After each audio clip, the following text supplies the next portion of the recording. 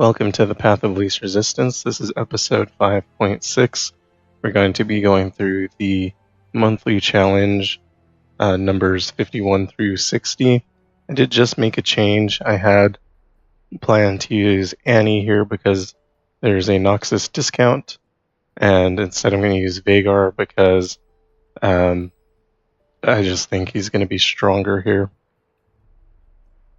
The modifiers, it's just Zed. The modifiers are Noxus discount, vicious enemy, evolution for the enemy, and Galio's power. At the round start, you get +1 to the foe's units. This is going to be very dangerous. Veigar's darkness isn't going to be able to one-shot everything that gets put down as soon as it gets put down, which is probably why I had Annie slated for it in the first place. However, I think Annie might also have a problem blocking the elusives and taking a lot of damage. So we're going to see how it goes. I don't think we're going to lose, but it's not as assured as I would like it to be. We're skipping. We're going to re-roll these choices here. I want something a little better. Morgana has some control here with Dark Binding. Also Mana from Lisa and Dolly, who's also control. I'm going to pick that up. Chamber of Renewal will give us Spell Shield. We're not necessarily interested in that here. We could choose to start the game with Lisa and Dolly, which isn't a bad choice. We don't need to waste a reroll on it either. I think that's probably going to be helpful, so I'll take it. And here we can take Veigar with the cost reduction, and that's going to be great for us, assuming we draw him.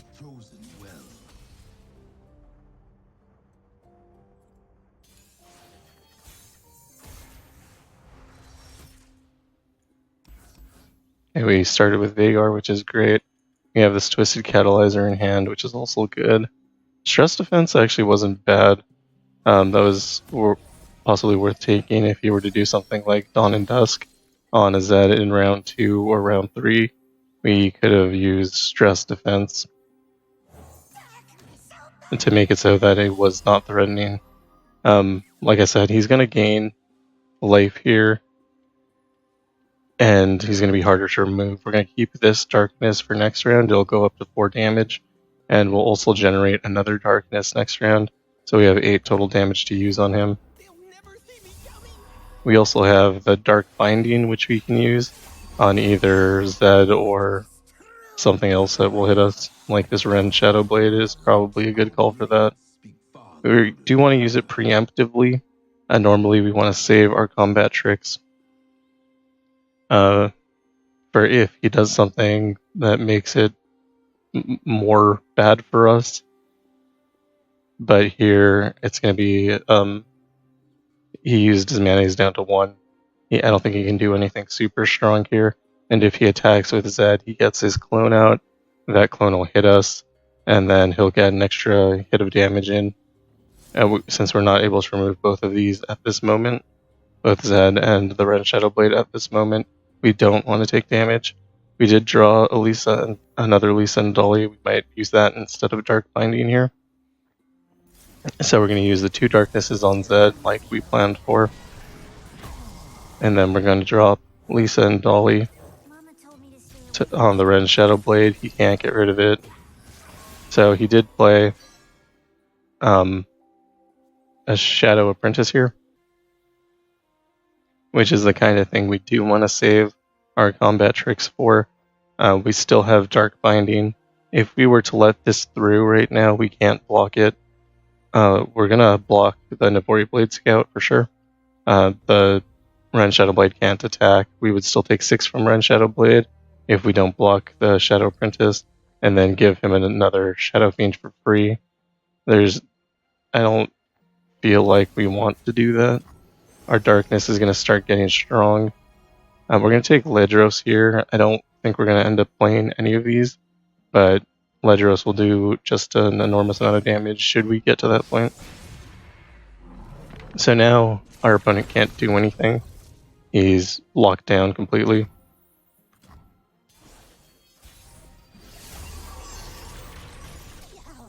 he's going to grow as fast as our darkness is going to grow, which is a little bit of a problem for us. But we have Twisted Catalyzer to kind of make up for that. You can also put down second Lisa and Dolly here to get more mana generation. So we're going to lose this on attack, and that's fine. It'll do its job of giving us +1. I also think at this point, it's going to be fine to use the darkness to remove Ren's Shadowblade. I think when this dropped, it didn't show an animation of giving anything else power, so he might not have another unit in hand. We also have Dark Bulb Alkalite, which we can play down, which will give us a darkness after we use this darkness. This one won't be free, but it will still be a darkness, and we do have mana to play it.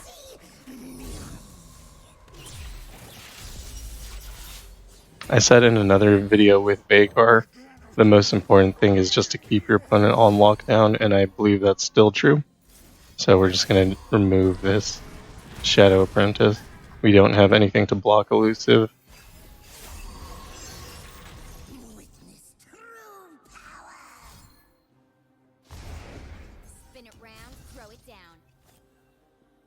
So we don't really need the Dark Bulb Acolyte for anything, so we can use it to block the Ribbon Dancer. And we can just block the Blade with Lisa and Dolly. Lisa and Dolly won't die from that. And here we have choices. I'm going to play Morgana down as lifesteal, so that'll add a level of safety. The Curse will probably just get played instantly, but we do have a Darkness to remove that. We're also now in Chemtech Duplicator, so all of our spells play twice.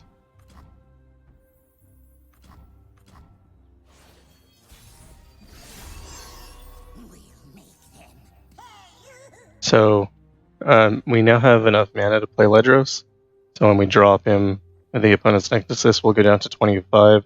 Our Darkness does 8 right now. Next round it'll do 9, and it plays twice, so it'll actually do 18 next round, and we'll get a second Darkness. We have won the game.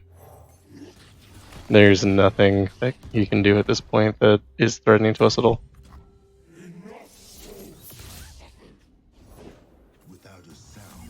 Normally I would remove that Zed, but like I said, as soon as he passes the turn, we win the game. He used Will of Ionia on Ledros, which just means we could play Ledros again. And this attack would be something we could deal with if we needed to by blocking here and here.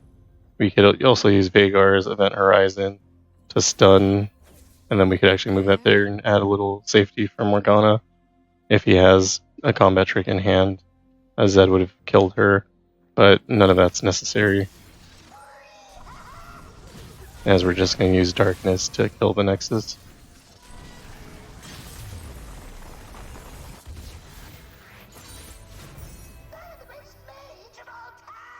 So that went exactly how we wanted it to go. Basically perfect.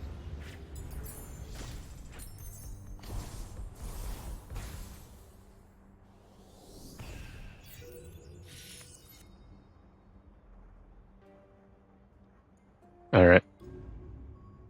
So going into the next fight, it's going to be Azir and Swain. Piltover and Zon has -1 cost. And I forget whose power this is. Maybe Darius's. Round start, give the foe's opponent unit +2 and overwhelm this round. I think it's actually Draven's. Yeah, it's fan favorite. It's obviously Draven's power. We're going to be using Yasuo on it. Azir is scary, Swain is not.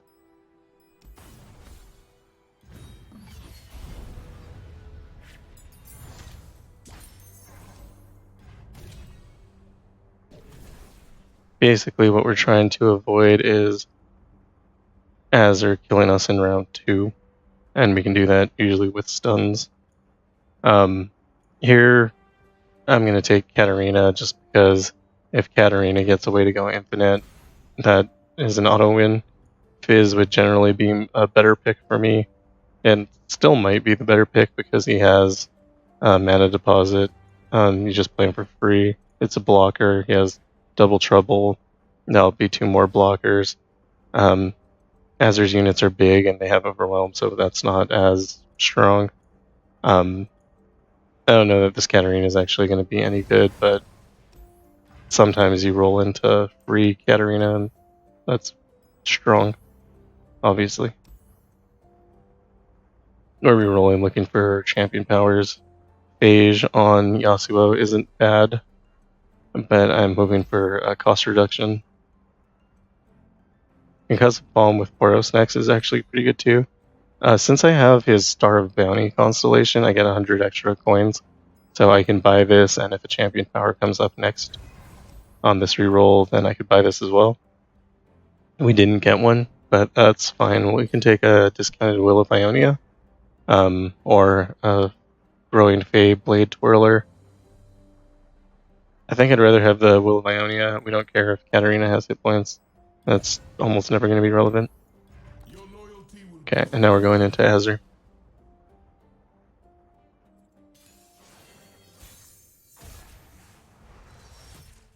So keeping at least 1 stun is very good. I would consider keeping 2 if I had Yasuo in hand. I don't, so I'm gonna, I don't know. And we do have the attack token, so we're not immediately gonna get use out of that Steel Tempest. Right now it's looking like we're gonna drop Fey Blade Twirler, and then keep Concussive Palm for next round on his attack. We did draw into Yasuo, which gives us a lot of safety next round. Getting Fey Blade Twirler out now means that he's going to start going bigger as soon as the next round starts. I can't attack with this Legion's Saboteur because it'll die, and that we're not looking to do that for free.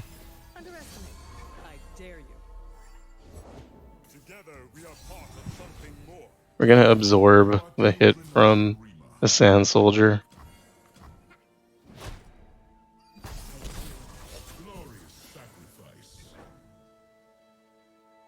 I feel like he probably has another card to play, so I'm going to pass.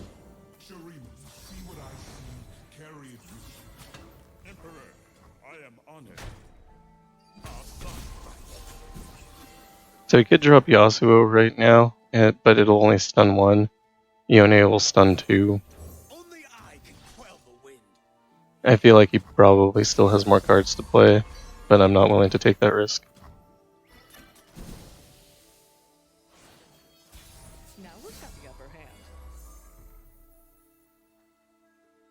Our Yone here does not have Crown Guard Inheritance, so we don't want to open attack. We do have this 1 cost Legion Saboteur. And now that Azir's stunned, we can play it. He's not doing anything, and I'm sure he has a response. I'm going to play Yasuo just because I can't afford to skip this turn. But I would have preferred if he had played another card.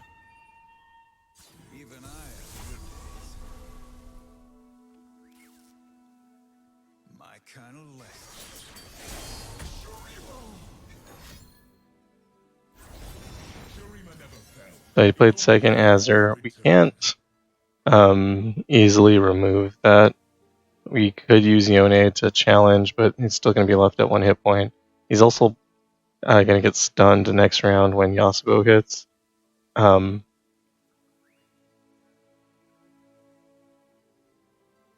not sure what I want to attack with. I think we're probably going to do Fey Blade Twirler and Legion Saboteur, and then pull Azir with Yone. Yone won't die here, and it'll reduce him to 1 hit point, and then we can also attack with Yasuo this way. The most likely thing is that he'll block the Legion Saboteur and we'll lose that, but we're not really concerned about that. He blocked Yasuo, which is fine. This also gives Yasuo another power from striking, so in the future, if Azir gets dropped, a stun will kill him. Emperor's Divide is the strongest ability that Azir has. Especially on an empty board. This is a lot of damage. And you don't get to choose your blockers here. We do want to keep Fae Blade Twirler alive because it's our source of overwhelm. So we're going to stun that.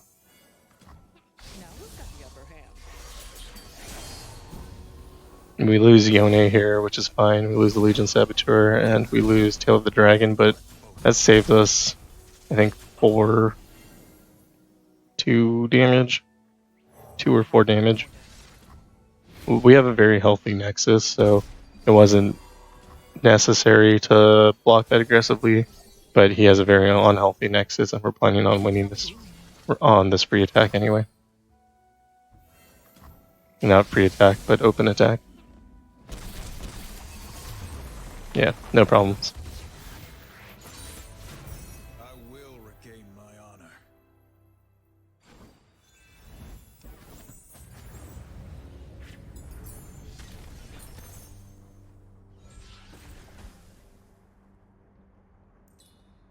honor. We can take Dragon's Tooth here. We almost never want Quick Strike Blade. Bonded Buckbush is fine, but Dragon Tooth is just going to be better.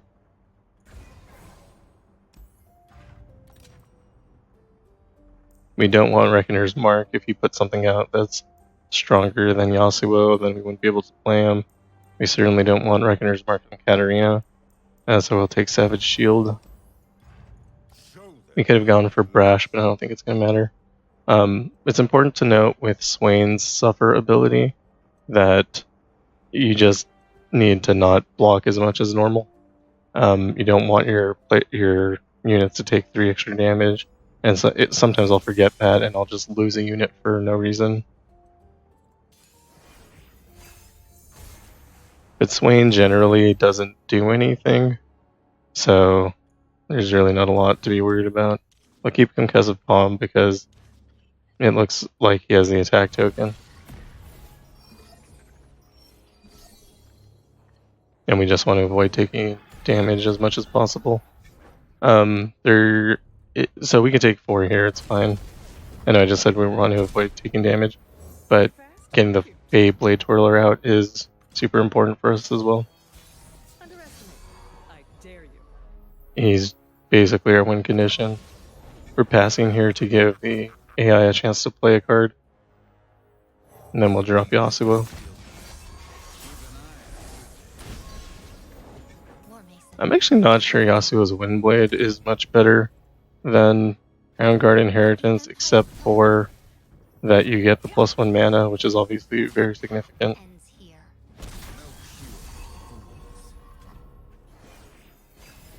But the recall effect doesn't really seem like it does anything. I think it interacts with the 6-star ability, but I don't have the 6-star ability. Here we could play Katarina, and if he attacks with Swain, we can sacrifice her. We'll use Blade's Edge on the Nexus he's decided not to attack, probably because he would lose to Yasuo. Having Katarina out also means that we're going to get 2 attacks here, so we take our open attack. Katarina levels.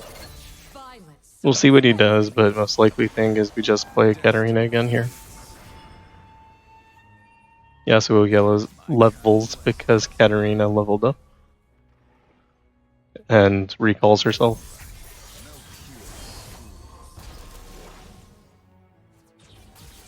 So you could drop second Swain, it's probably the most likely thing. We drop Katarina again. Use Concussive Palm on Swain, it removes him, it stuns him, gives us 2 more units. Not that he was going to survive this attack anyway, but always play as if they will.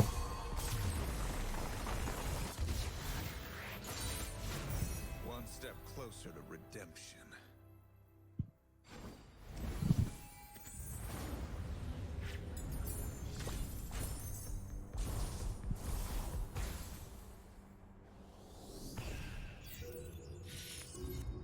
Alright.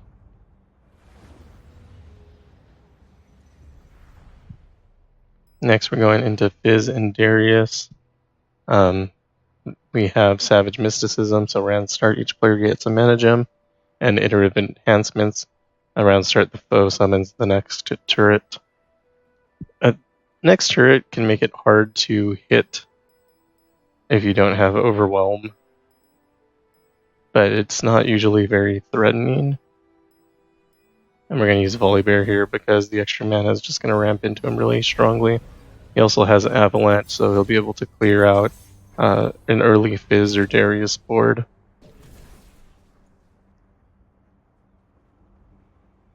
We can take this Lucian, it's cheap. He also gets a discounted Senna. We might be able to play both of them for free and trigger double attack on one of them. Your support choices don't usually matter too much. If I was concerned about living, I would take Spirit's Refuge here, but I'm not concerned at all. We're looking for cost discount on Volibear. Profit with Crystal Carrier is also good. That might be worth taking. Yeah, I'm gonna take it. And then we'll re-roll anyway and see if I'm disappointed in myself. I'll also take this discounted cost Avalanche. Yeah, I shouldn't have used that re-roll. There's no reason to do that. I probably want it here. That's fine though, it shouldn't actually make a difference.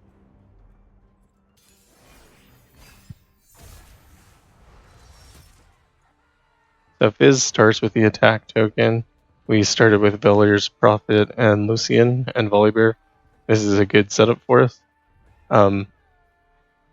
Our goal here is for Fizz to play a card or two, and then we're just going to Avalanche.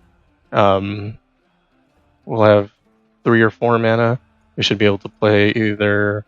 We'll play Lucian, and maybe something we pull. We won't have the mana to play Veliar's Prophet, I don't believe, since we'll have used the Avalanche earlier.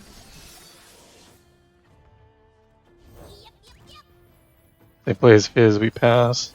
I believe Fizz should be able to burst cancel Avalanche, so we want to make sure that he doesn't have that ability by using more of his mana.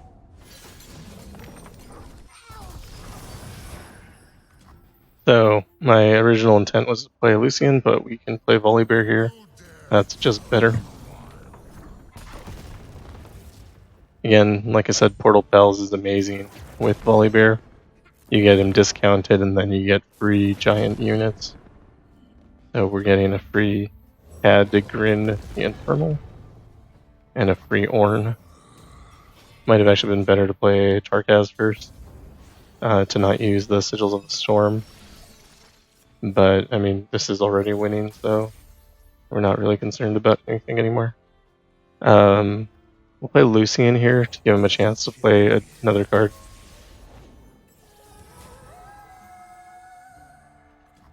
You can't block that. We do have a rally in hand from Lucian's. We actually have 2 from Lucian's champion spell, so we're just going to abuse that here.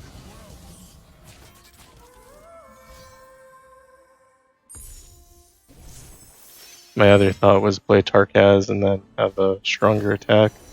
It'll also remove a unit when he gets played because he's Titanic. You wanted the god of the forge, you got him.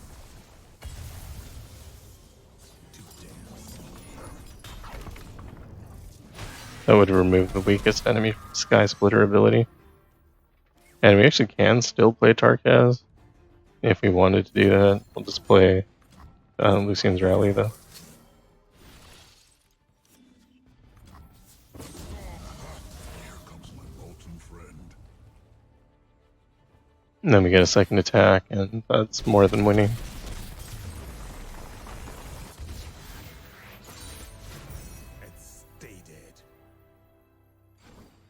By choosing good cards in the beginning, or not good cards, but good champion counters in the beginning, you just make the whole thing so smooth. And we'll take Quick Strike Blade with Volibear. I know I said this is a bad card, but Volibear is a 10/10.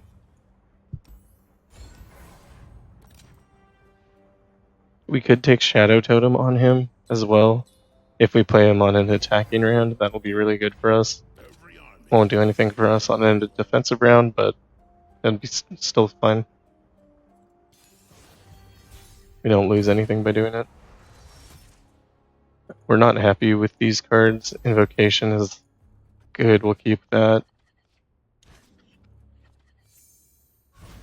Okay, we pulled Senna, which I believe we'll be able to play for free here.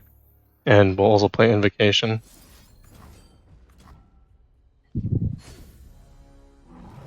We didn't pull Avalanche, so we're not going to be able to just remove his stuff and play Volibear out instantly, which is a little sad for us. We can attack with Senna. If he blocks with the City Breaker, just use Radiant Strike, we'll get that kill. And the kill gives us 2 more Sigils of the Storm. That lets us play Tarkaz, who this will cost us total a Sigil of the Storm, but it does get Tarkaz out, and that's a minus anyway from Disciple of Shadows. I believe when we play Disciple of Shadows, it will kill Senna. Ideally, we'd want to have a Lucian out first so that you could get that level up, but that's not going to happen. Here we play Volibear because he's available to us. The second one strikes and dies because it's ephemeral. Darius isn't going to attack into us here. He decides to block.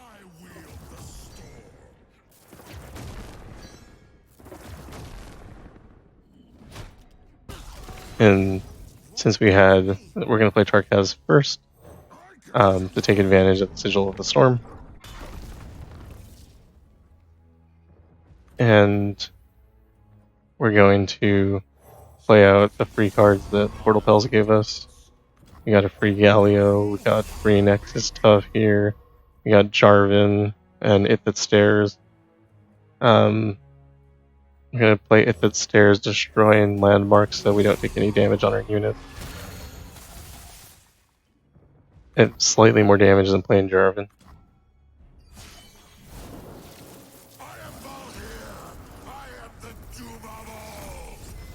And we're just never afraid. Fizz is easy. Darius is only difficult if he gets to play out a large board quickly, and then he can chip you down with his hemorrhage ability. And that can be scary. That has caused me trouble in the past. But here it's just not a problem with the extra mana and Volibear providing exceptional control.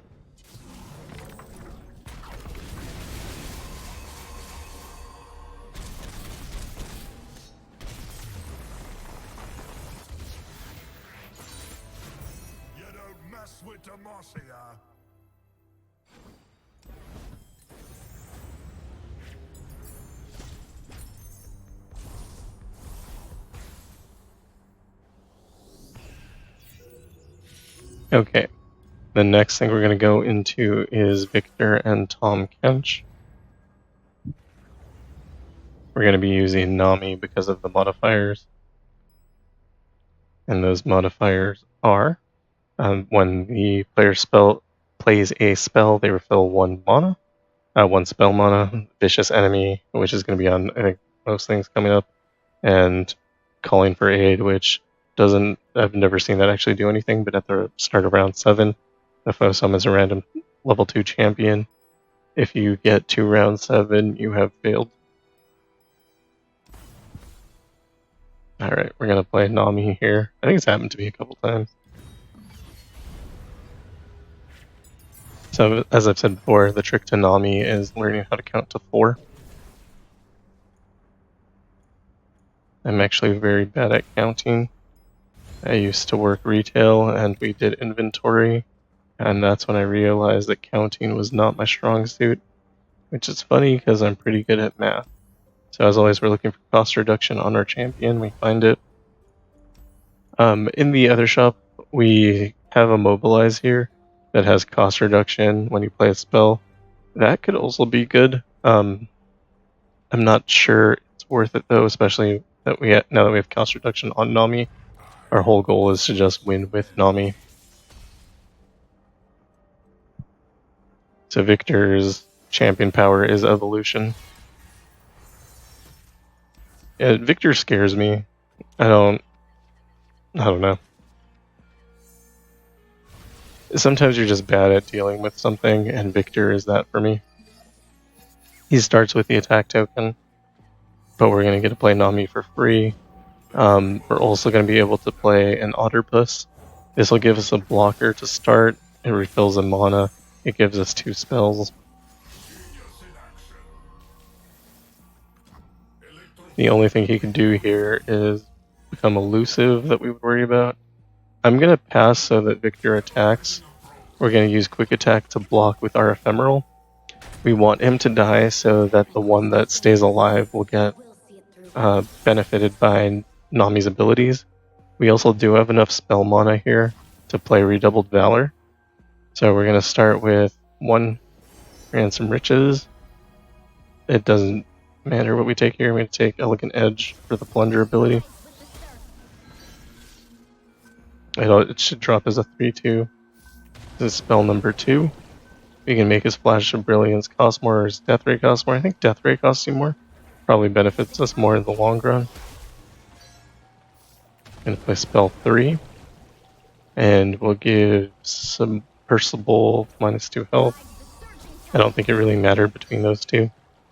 And then spell 4 is Redoubled Valor.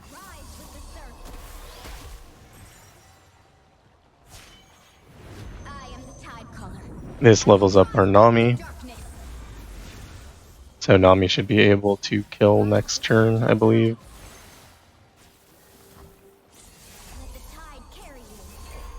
So not quite. We need to do a little more to Viktor to get that down, but that's fine. We're going to use Nami's Ebb here. Normally I would save this for next round, but we have another one in hand. We don't get the replay bonus twice. And we're going to make this Otterpuss huge.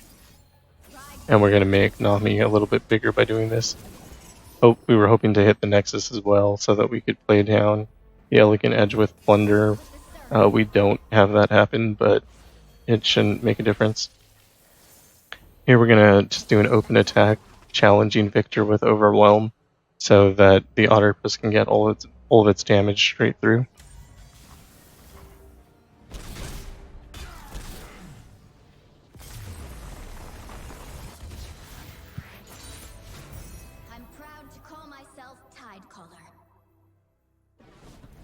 That's kind of the goal with Nami. Just win the first time you get to attack. We're going into Tahm Kench, and he has a couple ways to remove cards. But I don't think he's going to be able to play anything before we get online. If we were worried about it, we would take Spell Shields here. But since I don't think that's the case, we're going to take Excavator's Charge. We play a lot of cards. It'll get double benefit or triple benefit with a double Hymn of Valor. Maybe it's quadruple benefit. It's going to be good. We could take this to just do 3 damage to the Nexus, but it's not really that important. Not taking a card tends to be the best choice, so I'm going to do that. We have Echoing Spirit on Nami, so we're almost guaranteed to draw 1 or 2. And that's the goal. We're keeping the same setup as before. We're taking Otterpuss, and we get our free Nami. I think she'll be free. Never quite sure what determines how many cards you draw at first. Sometimes you do 2, sometimes you do 3. I really don't know the difference. So we're going to play Otterpuss. This gives us a blocker. Same as last time. He's choosing not to attack, which makes me sad. My people are counting on me. Rise with the surf.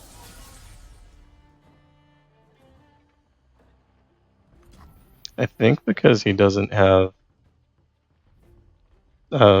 first strike, So he just doesn't want to lose 1 hit point there. We'll save this Redoubled Valor for next time, but we still want to get advantage from playing our 4 cards. So that's 1, 2,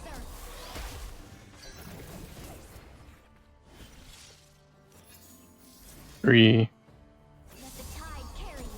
and all the spells we play also make our units bigger, but we do lose some by feeding into the Shadow Totem Otterpuss. And 4.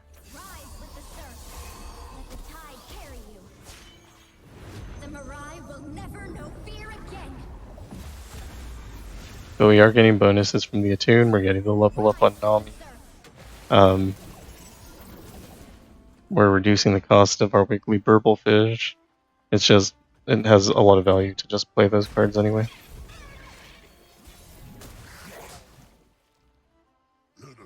So if we were to let him do anything, he would probably use Acquired Taste on Nami. Removing her, that was one of the reasons why we wanted to have Spell Shield. But we're not going to let him do that. We're going to play 4 cards here. And that's 1.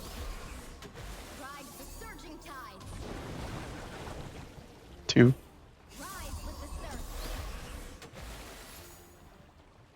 It shouldn't super matter what you use Prank on. This is 3.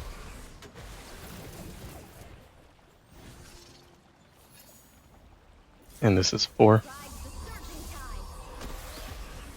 You want your 4th card to be Hymn of Valor to take advantage of the duplicate card.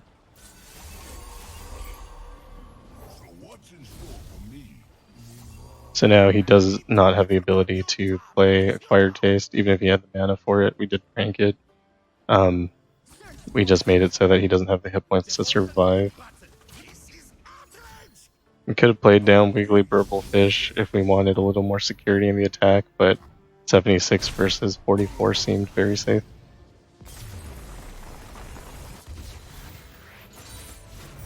I'm proud to call myself Tidecaller. Okay, the next round is going to be one of the trickiest rounds. We did switch Annie into this one, I believe. It might have been the one that I had set for Veigar. I'm not sure. But it is going to be one of our trickier rounds. It's Zed and Azir, and they have Mercy Killings where all damage units are killed at the round end, and Rock Too Hard where at the round start it deals 1 to all of the player's units. So Rock Hard will hit, Mercy Killings will hit, that'll kill our things. Fortunately for us, Annie likes to be dead. I explained this before in my Annie guide in the 4.5 star. I don't think anything's actually going to matter to pick here because it's all going to die as soon as it comes out. We'd be looking for like a unit tough. But we want to save our rerolls for this shop here. We're going to look for something that duplicates Annie, or sure, game start draw 1 if you don't have one. Probably fine. We do have... Oh no, I didn't put Echoing Spirit on her. She's supposed to have Echoing Spirit. Oh, this is a disaster. Okay, so check your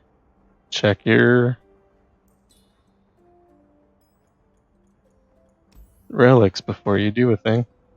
We'll take Divine Draft, maybe? It wouldn't hurt to get a champion out and dealing 1 damage to everything. We'll just remove it from the board. So that's pretty good for us. Echoing Spirit would have made this a lot less frightening. I can't believe it did that. That's such a bad play. Okay. Fine. We recovered mentally. We'll take 1 copy of it. And we'll go into Zed. As I was saying, Annie wants to be dead, so it's fine that she gets hurt. With Echoing Spirit, you would have had, several copies of Annie as well. And then you would have drawn into it. Each time you play her, she's going to deal 16 damage. And so you need 3 to win the game. We did get 2. We're going to use Guile on Zed here, so that he can't attack us. He has no more mana. We're going to create 4 warning shots in hand.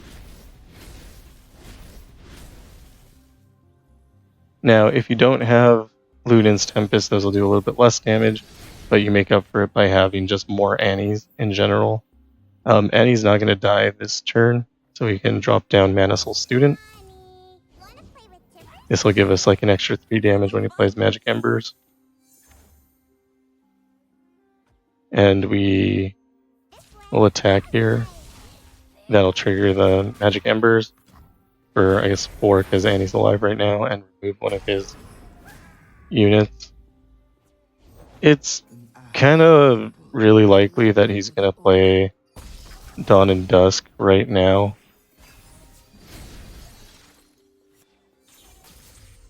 Which is fine. We have Annie here. We need to look at how many cards we have in our hand. So if we were to play Annie right now, we would only get 3 warning shots. This is fine right now because he only has 10 hit points. But if that weren't the case, we would want to stun first to get a card out of our hand, or use House Spider to get a card out of our hand. This is enough damage to win, so we're not concerned about it.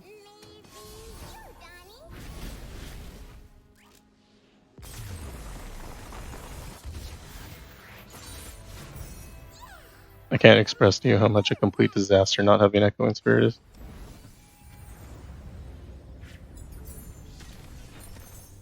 Obviously we won, we took no damage, so it looks like it's fine. It's not. It was a very critical mistake.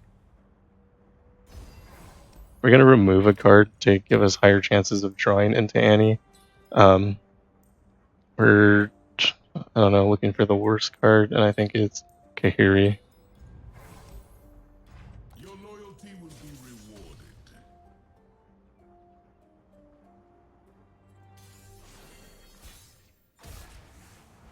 Alright, we start with an Annie, which is amazing. Legion Saboteur is also very good. We do want to draw into a second Annie, so it might be worth keeping Zillion here. This guy has 40 hit points, so we're going to need to do 8 damage somehow. We did draw our second Annie. If we play Legion Saboteur, and then Annie, Legion Saboteur will be able to attack.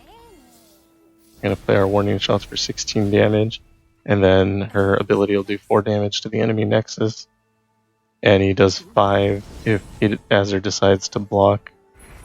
Okay, Azir didn't block anything. That's crazy. Could have killed the Legion Saboteur. Maybe doesn't want to get killed by Mercy Killings.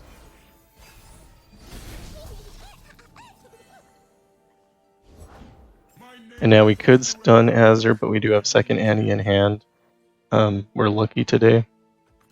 So, as soon as he attacks, we just take a block. Check how many cards we have. We have 6. So that's plenty. Plenty of space for the warning shots. He's down to 13 hit points because he decided not to block. And we play our warning shots. Again, I know that looked really easy, and it was. I think it would have been even easier with Echoing Spirit. Although, actually, since we drew all of our Annies, not actually Luden's Tempest was like an objectively better choice if you knew what was going to happen with the cards. But you don't know that. So, since you can't predict the future, you'd rather just have more Annie. And we're going to get a bunch of Stardust here.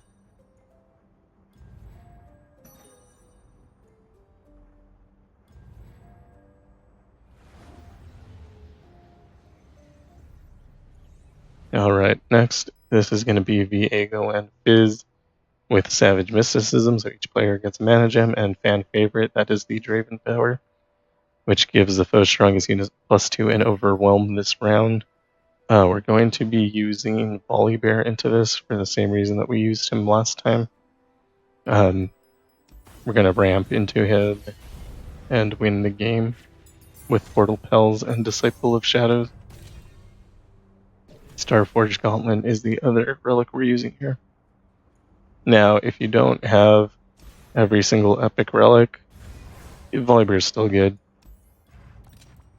Like, you're not missing out on too much. It might take you an extra round to win, but it's not like going to be super significant in how the gameplay works. You're going to do the same progression of cards. We're taking -2 cost on him, minus cost on champions. I've said this entire series is basically the only thing that you're ever looking for. I'd take a minus cost on Teemo probably, not really. For that you'd want like plus stats. So here we don't actually have any cards that we want to play. We could use this Avalanche, and we're going to get rid of that. That'll give us 2 Sigils of the Storm. Then we're going to attack with the Mighty Poro that we get from that. If he blocks, that gives us 2 more Sigils of the Storm. And that lets us play Volibear next round. Viego does have removal. Yeah, and so you just need to be aware that that exists.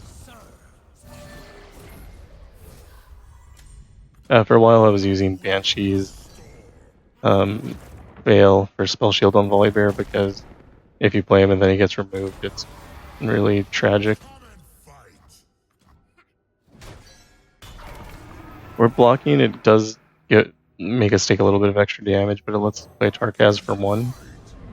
We do have this Tryndamere in hand for 6, or 8 I guess, 6 now from the Sigils of the Storm. But we also have a free Tryndamere, so we weren't worried about wasting the Sigils of the Storm there. Portal Pals is so good. Even if he were to remove one of our cards, I think it's still a win on an open attack here.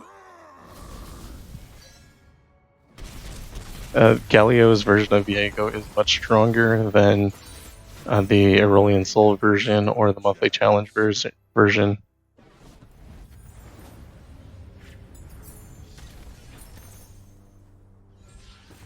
We could take Spell Shield on Volibear, but we're going into Fizz. Fizz can literally do nothing. Fizz is trash. So we're never worried about anything. If we take Shadow Totem, it does take the effect of the Portal Pels twice. So even if we play it on an off round, we're going to get value. I didn't realize that last time we took it until I played it. So, I mean, I've been playing this game since beta. I should know these interactions by now. I don't. And you just learn things as the more you play. And it's important to keep them in mind. It just makes you a little bit of a better player. It wouldn't have changed anything. We're only keeping Tryndamere here. That gives us a higher chance to draw into Volibear by keeping our other champion in hand. And again, we don't have anything we can play here. We're probably going to use Flash Freeze on Fizz when he attacks. Follow my song to safer harbor. We'll take the Kingfisher? Yeah. I was considering the second Tarkaz as well. We'll be able to drop him next round, and he will kill a unit every time he's dropped. That makes it a little bit better. However, Kingfisher will give us a rally option. We can just straight play Volibear here, but I think if we play Tarkaz first, we'll get to play it also. We'll still be able to play Volibear, but we also get Tarkaz? Okay, I was wrong. I can't count. Listen well, the waters speak through me. That's fine.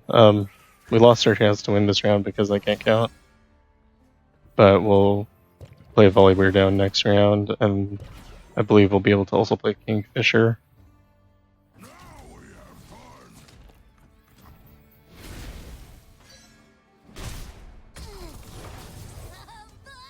AI likes sacrificing Fizz if it has a second Fizz in hand. I'm not really sure why.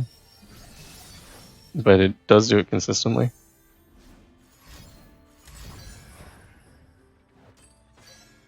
So this is the scariest version of Fizz right now. where he has a full board, a lot of elusives. And we have vulnerable, like, he's doing pretty well here. Oh, I did not think he was going to attack when he had a Fizz in hand. I'm so confused. I think there's like a programming error with Fizz. That was a weird choice. That's fine though. We play Volibear, he doubles. We got a free Tryndamere in hand. I think we actually burnt a card from having too many cards in hand. We clear out his entire board. We are going to drop Kingfisher. That way when we play this free Tryndamere, we're going to get the rally token.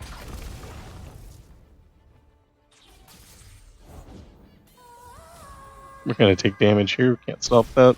I mean, I guess we could have with Flash Freeze. Gonna play Tryndamere for the rally, and he'll remove the Kelp Maiden. And we'll drop Bowdeer of Blackened Ice. And we'll get rid of this Frozen Thrall with our Ancient Yeti. We just attack with everything and we win. We're low on hit points, but like we're never actually unsafe. I think it looks that way because we took damage, but I don't know. We're never gonna die there.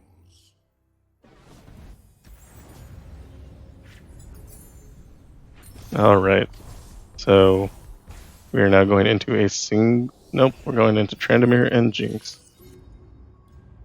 There hasn't been a lot of single fights in this set. And for some reason, I picked Tahm Kench for this. I'm not sure why. Okay, rock too hard. That's why. Deal 1 to all players' units. That'll just make our units keep growing. He also has Dying Laugh, where all players start with a Phantom Prankster. We're going to eat that. And After Image, where the foe revives an ephemeral copy of the strongest dead follower. That's annoying, but it shouldn't actually matter very much. And he has Vicious Enemy, of course. Jinx has a lot of pings, and so it's not going to do anything to us. It's just going to make us stronger, except for Get Excited. And Tryndamere has Tryndamere power, where you have to kill things twice. It doesn't matter if you eat them. We also have a lot of elusive. We can take Kale here, or Miria, I believe, with Titanify, especially. I didn't even realize it had that when I said this. That'll start it. It'll be elusive and lifesteal. If we get to that round, we will have the option to just heal all our life back that way. And then we're gonna look for cost reduction or mana gems. Cost reduction on Citrus Courier isn't bad. I think Citrus Courier is a very good card. Mana deposit on Lounging Lizard is also pretty good. That way we can play 2 cards on the round so that we have 3 mana here. I'm probably going to take this and then reroll and look for something else. We can also we get life when we play Lounging Lizard, which is fine.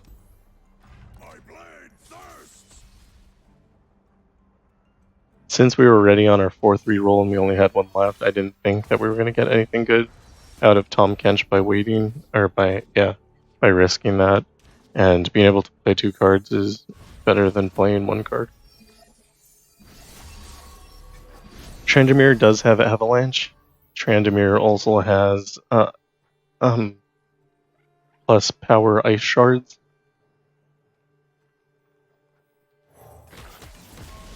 I played the Crusty Codger there. I actually should have played Boxtopus. Because Boxtopus has Challenger and that gives us more options. It also costs more, so we just basically lost a mana here. We did not draw Tahm Kench, which is, I mean, not necessarily our win condition, but kind of our win condition. We could block here. It'll make our Lounging Lizard stronger. It'll also give this guy... Actually kills him. So that's pretty good for us. I'm used to him having a Haunted Tomb and being able to get extras.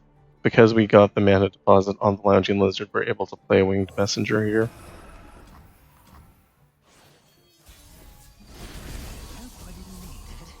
So Scarthane Steven can get really strong through either playing Ember Maiden or Ice Shards. So, and he also has Challenger, so he can pick his blocks. We're going to play Miria here, the 8/8 elusive lifesteal. And we are no longer worried about anything ever.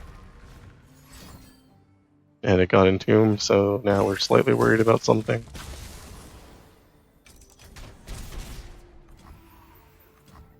We also did draw Tahm Kench. We'll be able to play him next round and start eating, probably starting with Scarthane Steven.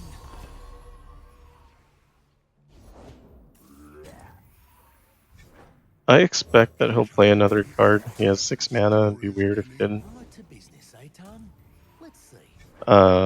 Scarmother Verna is more threatening than Scarthane Steven. Gonna eat one of them, I'm not sure which.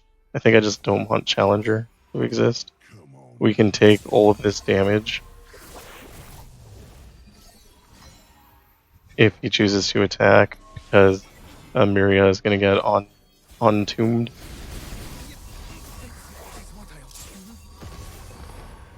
Appetizers of brilliancy.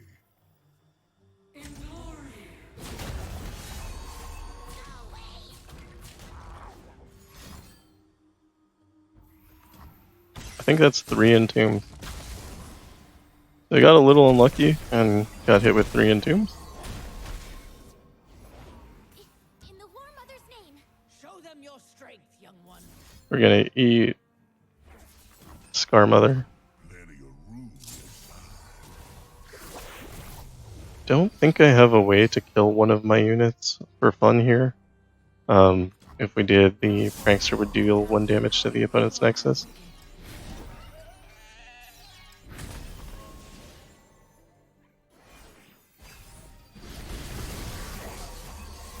He'll most likely play Tryndamere here and we'll eat him. That'll be the 3rd capture, so we'll obliterate everything in Tahm Kench's stomach. All shall drown in my magnificence.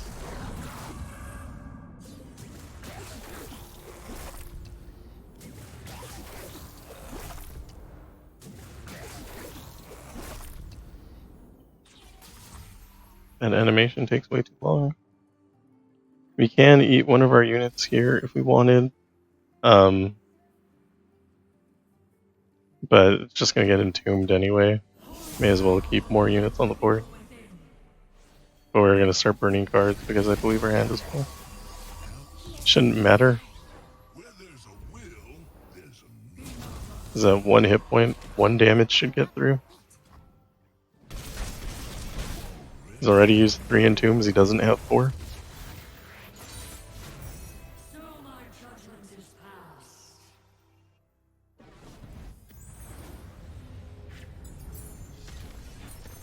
That was a little grindy, but it was very smooth. Kill with Quick Strike Blade is honestly fine.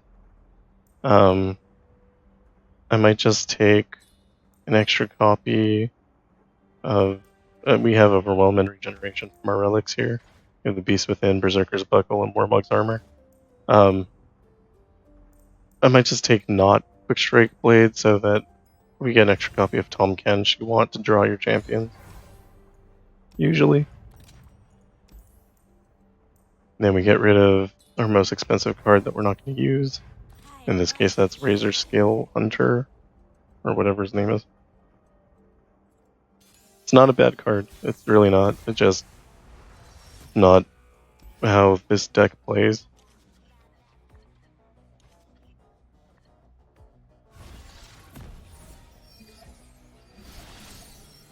So I didn't explain it earlier. Tahm Kench's star power is Glutton for Punishment 2. When an ally survives damage, grant it +2/+2. I just kind of assumed you knew that. And the mutator is Rock Too Hard, where everyone every unit takes 1 damage, so they just gain like +2 power and +1 health every time they take any damage, which is why we're using Tahm Kench. We attack here. He takes damage to his prankster, which probably doesn't matter for the prankster, but it doesn't matter for ours either. And attacking with the increased power unit makes Kale +1. Stands for Jinx. Words are so hard. So I'm considering playing Lounging Lizard here, but when Jinx attacks, it's gonna do a super mega death rocket, so only enemies will take 1. I think that's fine. I don't think he can challenge anything in a way where it's gonna kill it. And then attacking with that will make our entire board stronger. So Jinx chose not to attack, probably for that reason.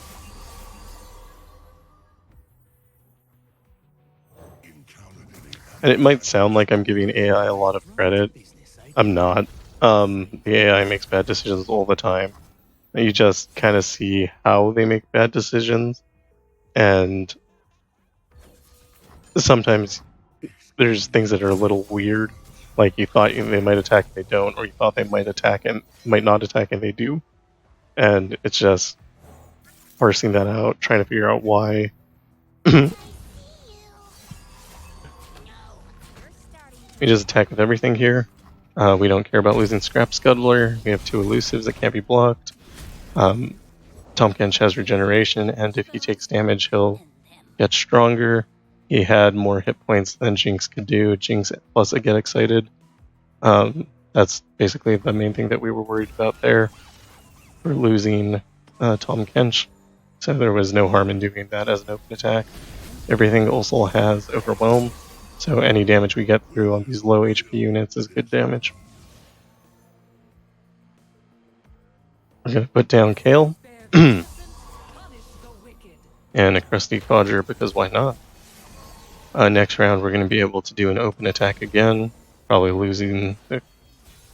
Now he has quick attack, so he probably won't lose Crusty Codger here. And then if for somehow Jinx lives, we'll be able to play Citrus Courier and get the rally. Didn't even try to block. I believe if the opponent knows that there's no chance of it winning on a block, it just doesn't block. Okay, now we're going into 58. I've made... I don't know. I still don't know if what I'm doing is right here. It's a Jinx and Viego. Neither of them are very strong on their own. Viego does have some removal, and if Viego levels up, it's strong. But it also has small stuff. I had originally planned to use Elder Dragon here because it has the modifier where when a player draws a card, you set its cost to 3, but I didn't read that it also has small stuff, so all those dragons would just be 1/1s when they come down. I don't think that's particularly good. Yeah, I could use Volibear for like the same reason, or Ornn, to take advantage of that draw 3. That's what you would normally do on Magic Number. But I think that's going to be bad. I think Yuumi is probably the best option here, but I'm unfamiliar with Yuumi, so playing it's not going to be the best option for me. I think Nidalee might be very good here. You don't lose that much in playing Nidalee. I decided to go with Poro King. I played a little Poro King yesterday to get the feel of it.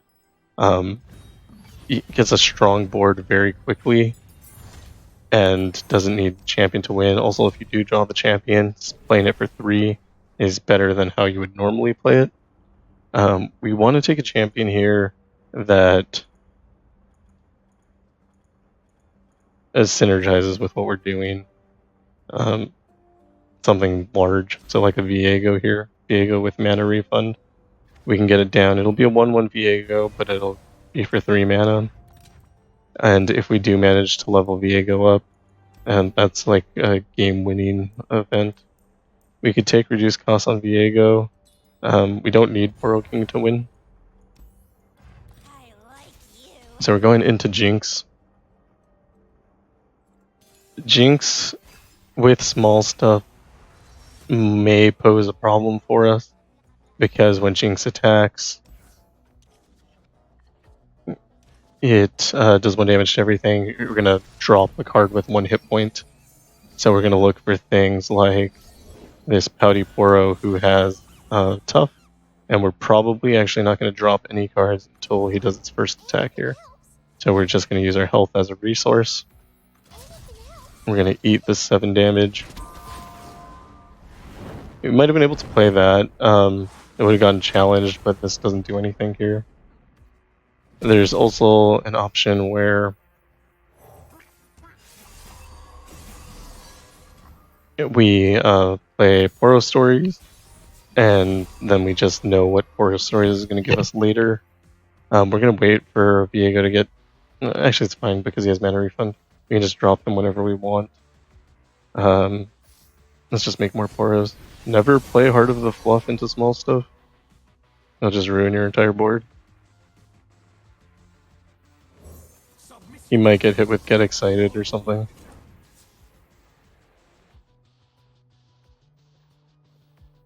And then we're just playing Poros. The Elusive is good. Tough is great. We can't attack yet. If we attack with this, it's going to die. We do want to kill one of our units so that we can take advantage of Poro King's power. If an ally died this round, grant your weakest ally +1/+1 in a random keyword that allies don't have. So we want one thing to die. We don't want it to be the Pouty Poro. So this killed 2, which I probably should have realized was going to happen. But that's fine.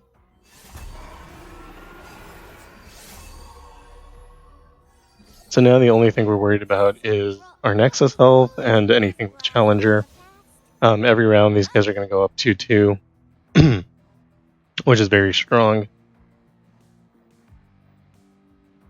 We could drop Poro King, but no.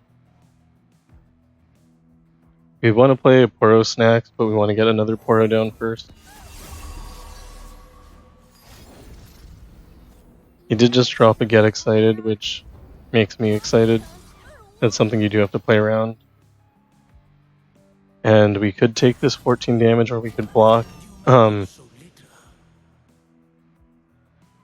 Blocking feels worse. We are going to use Poro Snacks regardless. So we'll keep everything alive. And so this block is fine. Okay, he's going to Mystic Shot Viego, sure.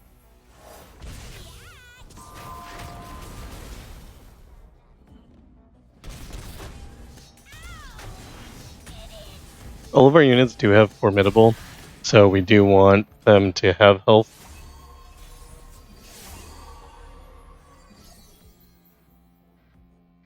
We can drop Poro King here. Like I said, he's kind of bad. But we do have stats now, and so we're going to be able to take good attacks.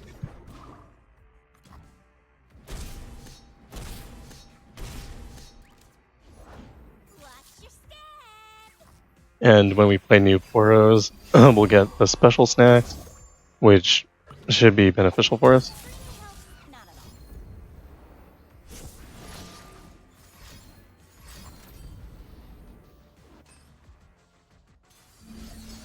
We're also happy to sacrifice Poro King, especially since he's going to die anyway.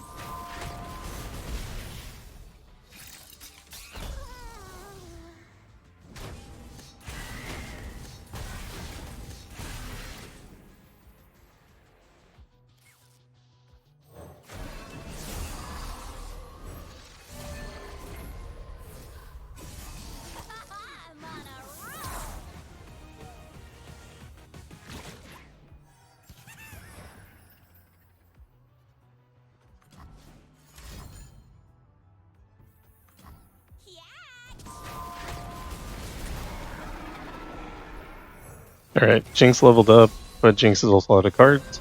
Obviously it'll draw 2 every round. We haven't gotten lifesteal on our units yet, which is a little bit sad. But it shouldn't matter, I believe we win right here.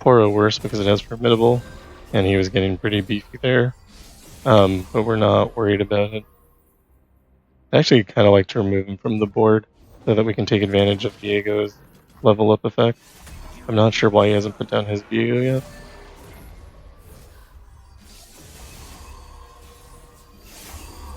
But he's at 3 hit points and we have like 100 damage coming at him.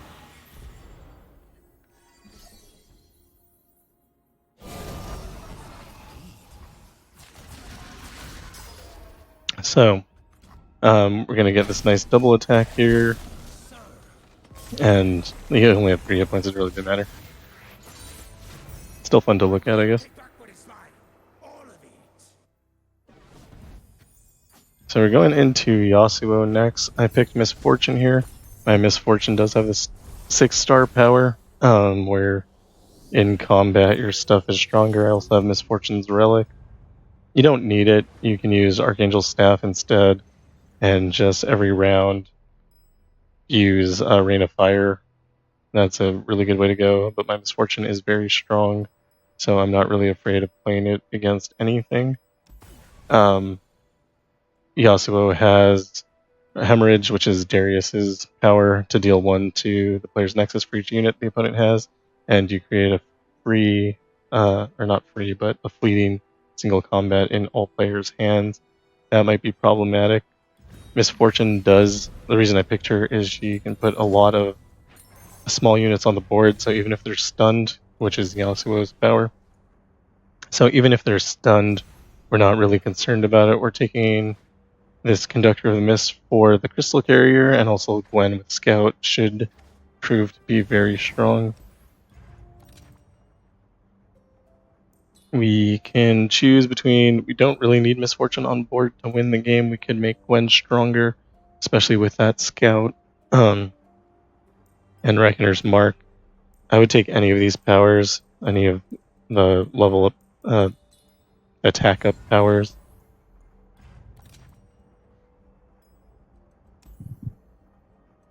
Deathless isn't bad. Making Crackshot Corsair a little stronger, also not bad. I think I'm gonna go with that.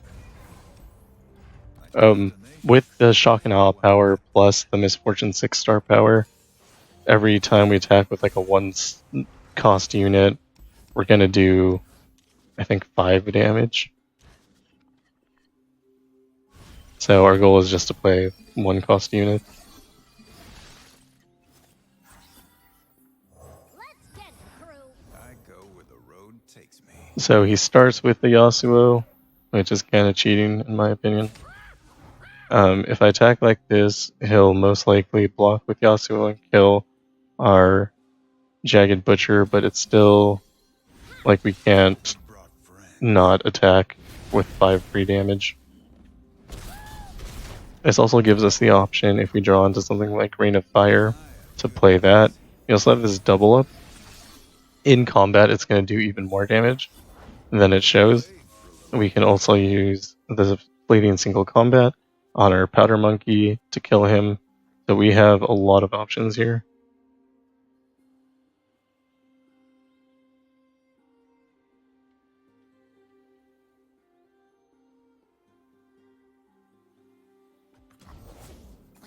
Okay, he's out of mana, so he can't respond. And we're going to do exactly what I said, use the single combat to kill Yasuo. We're going to take damage from these two because this guy's going to get stunned, but he's not going to die from Yasuo's power. Could have played the Crackshot Corsair there. I just didn't see it in hand. I was too focused on the other things. Our goal was to play Gwen with Scout, so let's do that. And it gets recalled because of the Windsinger. That's fine. I'll attack here. I believe this does 15 damage unblockable.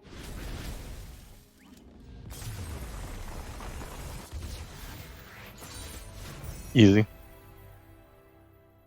This is one of the things I was saying when I was talking to the guide.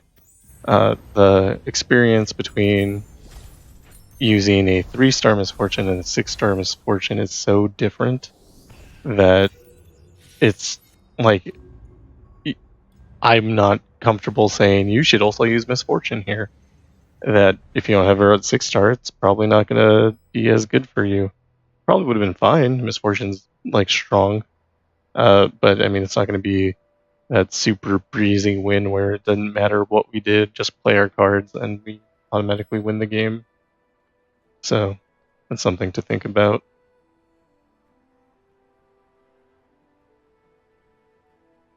All right. We are going into Lulu.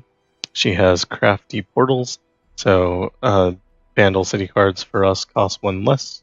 Oh, it's not Lulu's. Yeah, it is. Okay. What am I reading?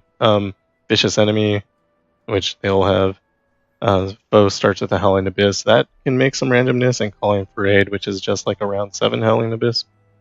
Like I said, it doesn't do anything. So Welcome to the Murder Bridge might be the only thing we have to watch out for. Lulu can spiral out of control, but usually doesn't.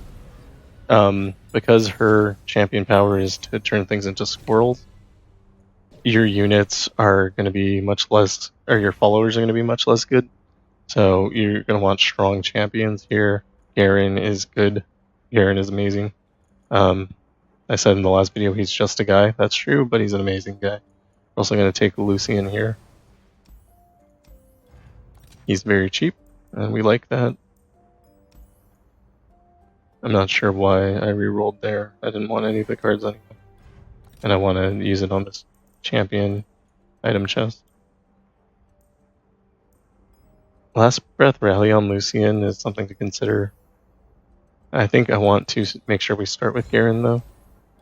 Pleased to meet you.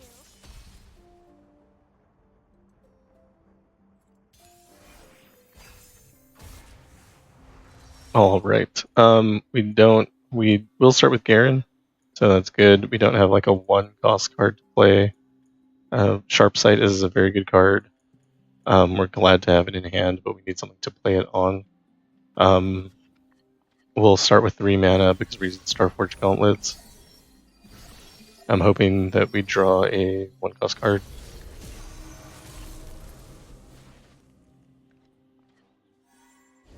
And we did not. I think the best card here right now is this Vanguard Defender. However, Our ancestors are watching. Don't think I won't unmake you because I will. it's going to turn into a squirrel next round. We can use this with its 5 attack to block Lulu and Killer. That reduces a lot of the stress we're going to have from her supporting things. Probably has another Lulu in hand, would be my guess.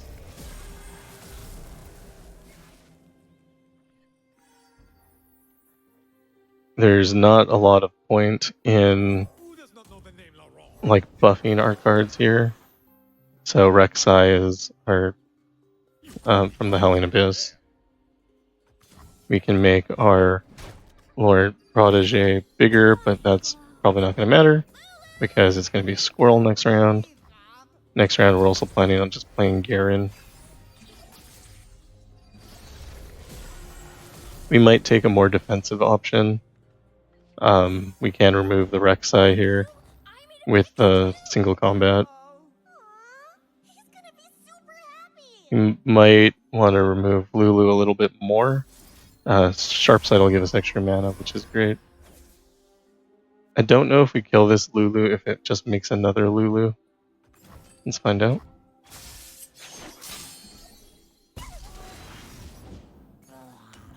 Fuzzy Caretaker is potentially way worse than if she played another Lulu. We'll use the Lorent Bladekeeper to make this squirrel stronger. Putting more buffs into this guy probably wouldn't be beneficial. We're going to block here and here and here. We're willing to lose the Lorent Bladekeeper. The squirrel is just going to get bigger. The Lorent Protege is also going to get bigger. Lorent Protege is maybe the best card in Garen's deck because of the Challenger. Just letting you pick your trades is really good.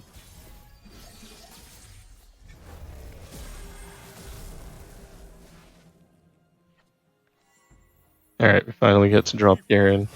With second Garen, we also have Garen's Judgment, which is great. We need to attack here. to start growing Garen.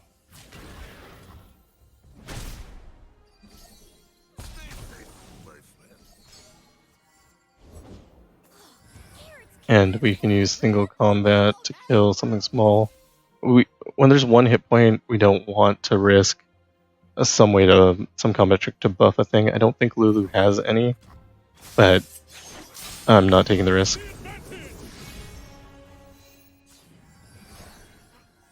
And that will allow us to get an attack in next round.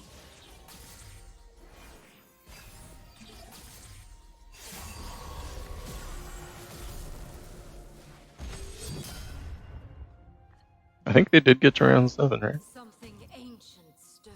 Oh no, we're on round 5. Okay.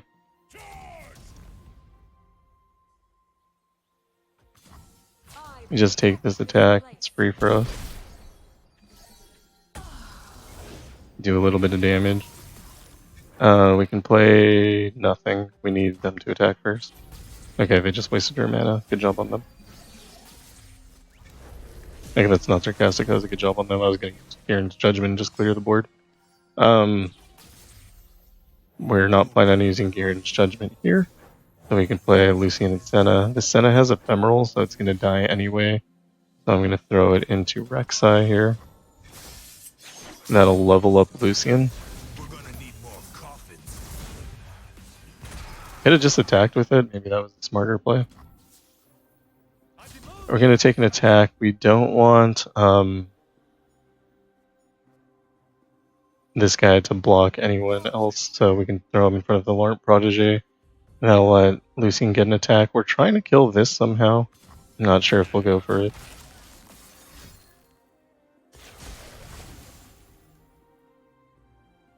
Okay, so we made a Nidalee. We can just use Radiant Strike here.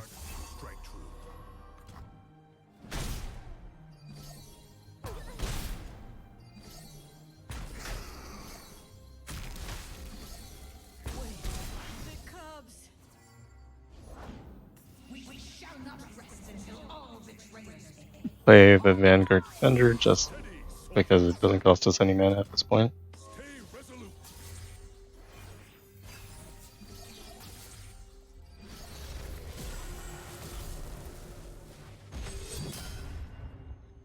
We're just gonna attack as soon as we're able. Kill Fiora on principle. Could use Garen's Judgment to be funny if we wanted to, but that's not really necessary. Could have used it last round, and that might have won us the game with all those blockers, but I'm not sure. Anyway, it was completely safe anyway. And that is challenges 50 through 60. This took an hour and a half for me. I feel like I explained a lot here, and hopefully that helps. As we get into the later changes, there's a lot more decision points than the earlier ones, where it's just play your champion, play anything you can afford, win the game. We get Stardust. I think that's probably an Aurelion Soul something. Yeah, 20 Aurelion Soul fragments. And sometime later today I'll finish up and put up the 61 through 70. Hopefully we don't lose anything. I don't feel like we will. 50 to 60 was the part that I was least comfortable in, and we got through that well, with I think the only hiccup really being the Poro King versus Jinx, which felt like a bad matchup, but it worked out fine for us in the end. If one of those Poros had gotten lifesteal, it would have been fine. Yeah. Anyway, thank you for watching, and I'll see you in the next one.